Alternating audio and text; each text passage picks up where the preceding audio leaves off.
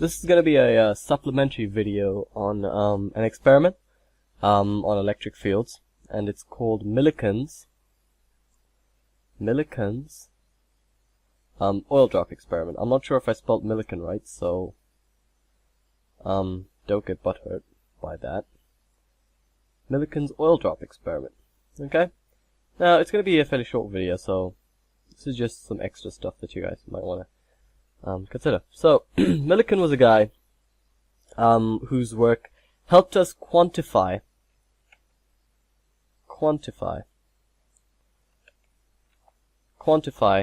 charge.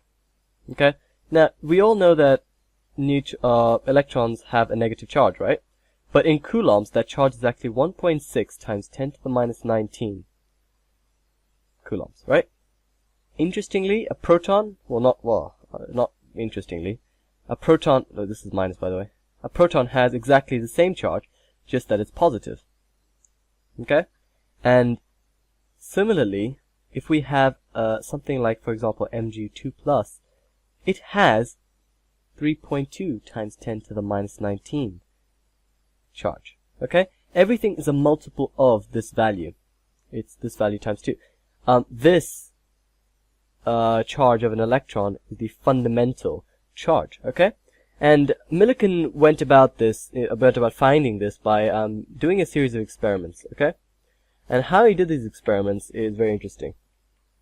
So, what Milikan did was, let me get a quick eraser. Aerosol. Let me increase the size. Alrighty then. Okay. Alrighty then. Sweet! Okay. Excuse me for my, the way in which I'm speaking today. Slightly sore throat, you know what I mean? Anyway, so, Milikan. Milikan, what he did was, he got himself 2 electrodes. Okay? 2 electrodes. At the moment they're not charged, but he will charge them up later. Got himself 2 electrodes, and he also got himself a nice magnifying glass, which he attached on this left end. Nice magnifying glass. Now, you guys might be wondering, why does he need a magnifying glass? Well, Milikan was observing oil drops from an atomizer. Okay? An atomizer, he basically created charged oil drops. So I'm going to label this stuff up now. So this is an atomizer. If you've done chemistry by any chance, you might have come across one of these atomizers, in the sense that it's an electron gun. Basically fires electrons. For example, if you have an oil drop here, you'll have an electron being fired at that. You'll knock off another electron. So you'll end up with 2 electrons, and you'll have a positive ion remaining. So that's kind of what an atomizer, or a gaseous, something that creates ions, basically. And the atomizer would then release drops of this oil. Okay, drops of this oil would fall down, etc., etc. And of course, let me quickly label this up as well. These are electrodes. Let's say this is the positive electrode, and this is the negative electrode. But for the moment in time, he hasn't actually charged them up yet. So, essentially what he's doing is he's letting these droplets fall. Now, you might have come across, if you've ever jumped up into the air, you might have realized that you actually fall back down. And you fall back down at an acceleration of 9.8 meters per second squared, which is the acceleration due to gravity. Acceleration due to gravity, right? However, after a while, you'll find that you'll reach a terminal velocity, right? At your terminal velocity, the drag force that you're experiencing, the drag force is equal to your weight, mg, right? And as a result, there's no resultant force, and if there's no resultant force, then there's no acceleration. If you remember, F is equal to ma. Acceleration only exists if there's a resultant force, and in this case there isn't. So you won't be accelerating, you'll be at a terminal velocity v. Now this is important. What Milikan was looking for in his droplets was to basically, he had a scale. Okay, he basically had a scale which you could look at, which had different markings which showed the distance that these droplets traveled, and he could then work out the speed at which they were traveling. Don't ask me how he did it, but he managed to do it. And Milikan was looking for the point where they reached this terminal velocity. The reason why he did this was, okay, Milikan realized that air is what, oops, sorry, my bad. Air is what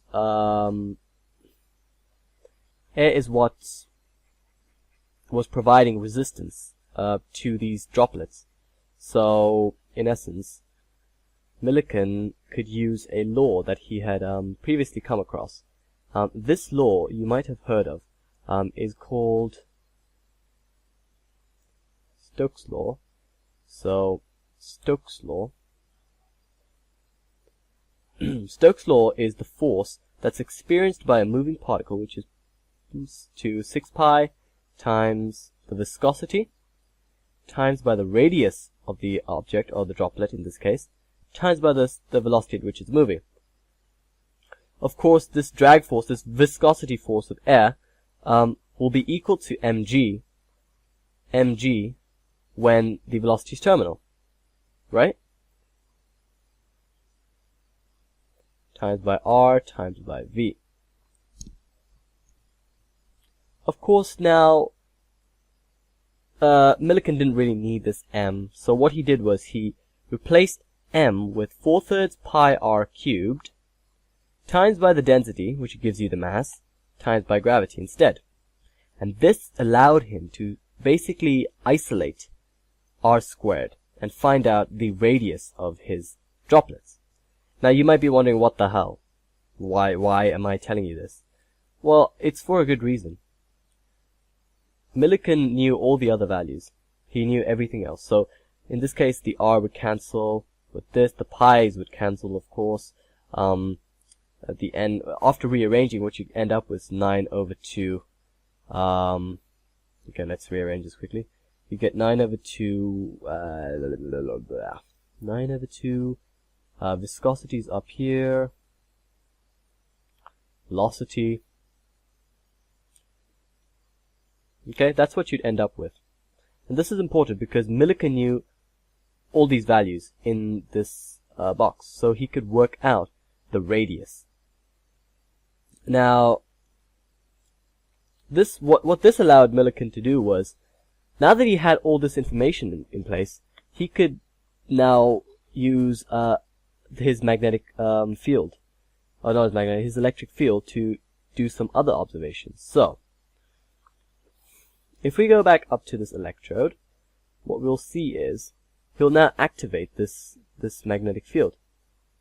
Why do I keep saying magnetic field? He'll now activate this electric field. So he'll apply a potential difference.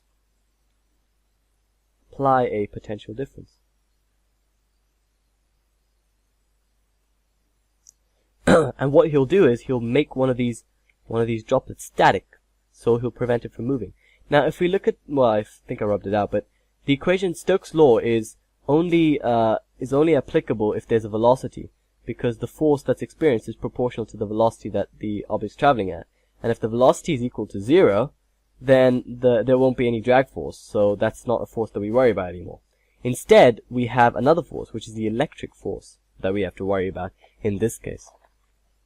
So Milikan, what he did was, he got his droplet, he applied the potential field, or not the potential field, the charged field, the electric field, that's a better word,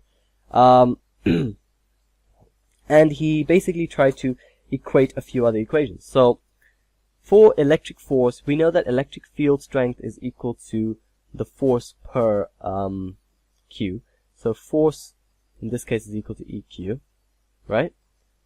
But we also know that electric field strength is equal to the potential divided by the distance, right? So the force is equal to, in this case, VQ over D. Now, Milikan obviously knew what the voltage was and what the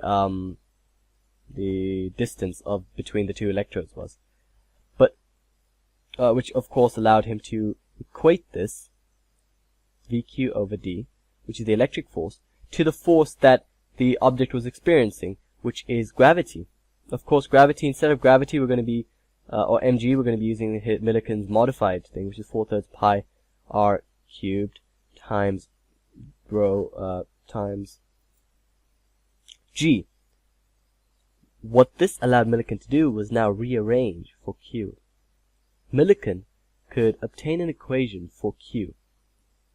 And this is very important because essentially what Milikan can now work out is the charge of his little droplet. He knows what the radius, why do I keep writing q? He knows what the radius is. He's just worked that out using Stokes' law. All he needs to work out now is let's think about it. He knows what the radius is. He knows what's the density of his droplets. He knows what value of gravity is. He knows what the voltage is that he's applied, right? Oh, and of course the distance. The distance between the electrodes, he knows that as well. Milikan knows everything, and he can work out what Q is equal to. In fact, what he found was some sort of spectrum which looked somewhat like this. So he'd have like peaks of multiples of around 1.6 times 10 to the minus 19 coulombs, and there'd be peaks. So this would be 3.2. There'd be another peak here somewhere, which would be whatever 3 times this value over here. And as a result, whoop, sorry, I was I was rendering that video while we were doing this.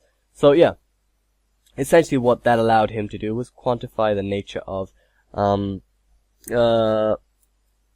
charge, in essence.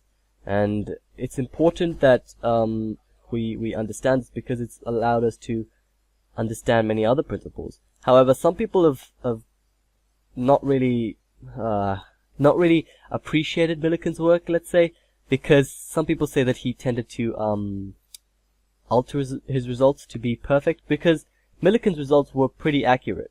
The differences between the peaks were pretty much multiples, pure multiples of 1.6 times 10 to the minus 19. So yeah, I mean this is just some extra stuff that you might want to know about electric charge on the topic that we're doing of electric fields. So yeah, I hope you guys have enjoyed this.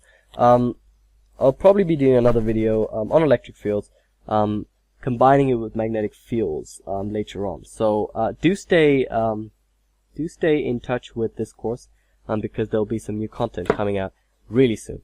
Catch you later. Bye bye.